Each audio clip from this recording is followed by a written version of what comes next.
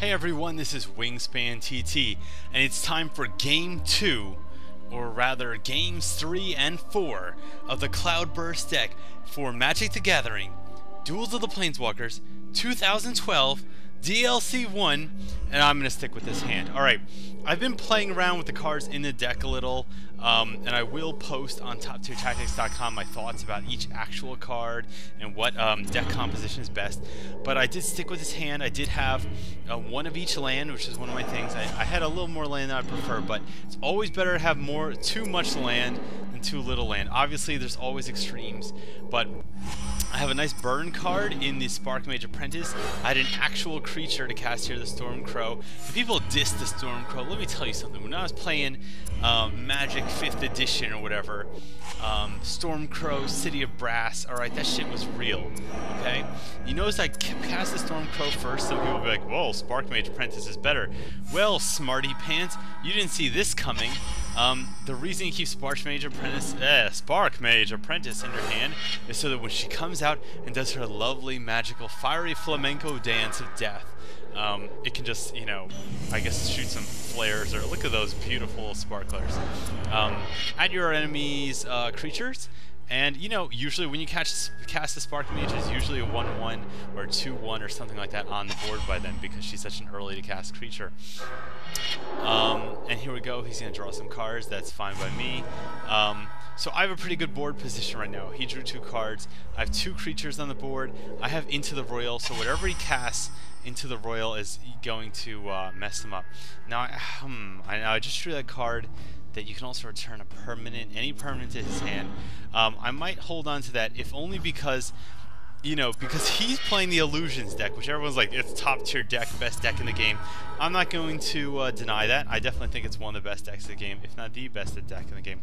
Now, since he has no counters, he has nothing else, I'm just going to get the Arc Runner out on the table while I can. Arc Runner, 3 mana, 5/1 haste, and it dies at the end. Not the best card, not the worst card. I mean, 3 mana for 5 damage. People use the Lava Axe, which is 5 mana for 5 damage. So I think that's a pretty good deal. He's going to cast a 2/3 Phantom, which I think is one of the worst cards in that deck. I don't include that in my Illusions deck when I play Illusions. Not that I play Illusions very frequently, but when I do. I don't always play Illusions, but when I do, I sure as fuck don't keep that Phantom in my deck. So I'm just going to attack with the Crow. I'm not going to use Into the Royal or the other bounce just yet, because I just don't know what he's going to play. And in my opinion, getting Spellbound Dragon on the table is much better. Spellbound Dragon, great fucking card. A lot of people overlook this card. Yes, 5 mana for 3/5 flying is not a great deal. The fact that you need to discard cards in order to make it deal decent damage, also not a great deal. But you know what a great deal is? A great deal is being able to draw an extra card every turn, and that's what this dragon affords you. Alright, every time he attacks, you draw a card and then discard a card. When you discard a card, he gets more powerful. But more importantly, you know, every time he attacks, he gets more powerful. You get to dig deeper in your deck to find the cards you need to win. Alright, and your enemy takes more damage, and a good time is had by all. And by all, I mean you. Alright, I should guess, I'm considering, do I want another island on the table? Right now I have a lot of expensive stuff, so probably. But you just want to consider, do you want to keep extra cards in your hand so that when you actually use the dragon, you have more options for discard? Now, he obviously can't counterspell anything. He does have 7 cards in hand, but he's tapped out, so I'm just going to drop the island. And you know what? Electrode. Electrode will present some interesting opportunities. Once I have Electrode on the board, he basically can't cast any of those guys that are like die once they're targeted. He just can't cast them because Electrode will kill them instantly. Now the bad part about what I just did is he knows now, out of the 3 cards in my hand, he knows what one of them is. He knows it's the dragon. So obviously if I cast the dragon, I would still have 3 secret cards in my hand. But in general, I would say unless you have 2 or fewer cards in hand, that's not really a major consideration. I mean, okay, now he's gonna get this 2/2 guy on the board. But what he doesn't know, ha ha ha. Now, some people might bounce the better card there. What I'm going to do is bounce my Spark Mage Apprentice and bounce the 2/3 creature. The Spark Mage, being able to be cast once again, will be able to do her 1 damage to kill off the creature. So essentially, this trade wins is going to cost him an entire turn where he's going to cast this guy again. This is about pacing. This is about the clock of the game. You know, people are like, oh, you just bounced the card. I cost him his whole friggin' turn. Alright? I'm going to cost him 2 of his turns, because when I cast my Spark Mage again, she's going to kill the creature that he just spent all turn casting. All he did this turn was play that stupid little Spirit. I'm just going to look at his graveyard, see the stuff he's been throwing away, just get an idea. When you see the cards that people have been throwing away, A, you can kind of get a better guess of what they... Oh, he just threw away a free turn? Who the hell would throw away Time Warp? I guess if you're really desperate, he's got 7 cards in his hand, and he threw away a card that gives him a free turn. I can't even fathom that. Now, I didn't actually use the Spark Mage here. Now, he's going to use Curfew. Alright, everyone's got to return creature to their hand. Alright, that's fine. That's fine with me. I guess I'll return Stormcrow. It's like, oh, do I want to do something to, like, kill his creature anyway? Nah, it's not a big deal. He can't target it, so he gets to save his creature.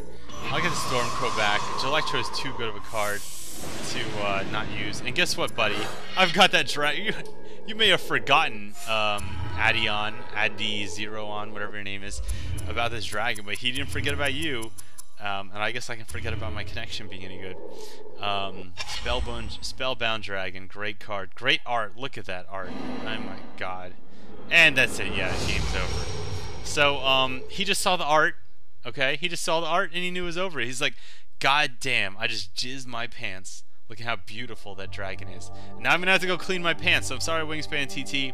I'm just going to concede this game. Well played. Well played indeed. Alright, let's go into Game 4. Game 4 with Cloudburst deck. Cloudburst, fun name. It has that Ravnica feel to it. And I know that whatever the Planeswalker guy... you see, I didn't even consider the last hand. It's just like, you know, this hand just sucks. There's not enough land. I'm just going to ditch it. And look how I was greatly rewarded. Now, I have been tuning the deck very carefully, not just to have the best cards. I did take some cards that I didn't think were the best cards, but in order to have an equal number of islands and mountains in the deck, to decrease the odds that I would get hands with 0 mountains or 0 islands. So once again, if you visit toptiertactics.com, maybe not tomorrow, but sometime this week, I'm going to have a little bit more insight into the actual deck building I've done here. Alright, he pays 2 for 2/1 Flying Pegasus, and I'm going to pay 2 for my Fiery Flamenco Dancer that ruins his life.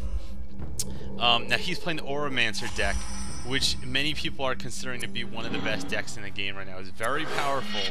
So going up against it with Cloudburst, the worst deck in the game, oh, I guess I have no chance to win. Of course, now watch, I talk like an asshole like this and then I'm going to get destroyed.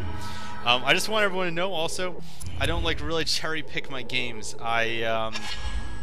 Yes, you know, there are games that I don't put up where the game goes on for 40 minutes and I'm not going to split some game into, you know, 3 different videos on YouTube to force you to watch it. This isn't some pro StarCraft match that's actually worth watching for 40 minutes. So I don't put up those kind of matches. I don't usually put up matches that end in like 20 seconds unless they're absolutely hilarious. And you have to understand, yeah, I lose games. Obviously, if I lose a game where I just got like mana screwed to the point where I drew 12 lands in a row, I don't post those kind of games because they're not educational. You know, like, you're not going to learn anything from watching me curse at the screen for 12 turns in a row as I draw 12 islands. And that has happened. But I will say this. I played Cloudburst yesterday, and these are some of the games. Well, no, I played today. These I'm playing now, but... what I'm saying, when I mean these are part of the games, is I've been on this win streak with Cloudburst now. I've basically, out of the last 25 games I've played, I must have won about 22 of them. And the other 3 were pretty close games. Now look at this. What I love about Cloudburst is that, okay, he spent his whole turn casting these 2 cards. He's got Rancor, great card, Urza Saga set. I definitely, oh god, lifelink. So he's now, Cloudburst fucks up Auramancer so hard because bounce and burn both destroy the whole concept. Alright, the bounce and burn destroy the whole concept of what Auramancer does, which is to stack shit on single creatures. So he spent his whole turn on this. Goodbye, your turn's over, and I draw a card. Alright, your creature's gone. Murder of Crows shows up. And for anyone who's... and Murder of Crows, great card, by the way. It just goes to show you how bad Air Elemental is that Murder of Crows exists. Murder of Crows is the technical, like, zoological name for a group of crows. Just like you have like a pod of dolphins, you have a murder of crows. I don't know who came up with it. Probably Edgar Allan Poe. Don't bet on it. Now see, so he's gonna try to enchant this shit to make it invincible. But with the power of instant magic, I am going to kill it first. Alright, Murder of Crows is gonna trigger. And here's the thing, and we used to use this term fizzle back in the day. When you kill the creature in response, that enchantment's got nowhere to go. It just goes straight to the graveyard. It's got no valid targets. It goes away. I threw away my second elixir there. There's no point in having 2 elixirs on the battlefield. The whole point is they recycle. When I use that first elixir that's on the table, it's going to recycle the other one back to the deck. That's the beauty of the elixirs. So you really can't go wrong either way. Now, you notice I've kept this bounce card in my hand. I'm just going to wait. He's going to cast something. I'm going to waste this whole turn. This bounce card is great. A lot of people were like, oh, I'd rather have Curfew. No, this thing can... Look at this. Yeah, he's got this 4/4. Now, some people would just bounce this right now. Like, they're just going to bounce this 4/4 right now. But I would rather wait. Now, see, sometimes there's this graphical glitch where you can't see what they're casting, but he's trying to enchant it. So, no. So that's why I didn't bounce it right away. I wanted him to waste another card enchanting it. And guys, I'm WiNGSPANTT. This is Duels of Planeswalkers 2012. This is how you play Cloudburst, and I hope you'll come to TopTierTactics.com to learn more. Like this video, favorite this video, come to my channel, and thanks for visiting. I'll see you on the battlefield.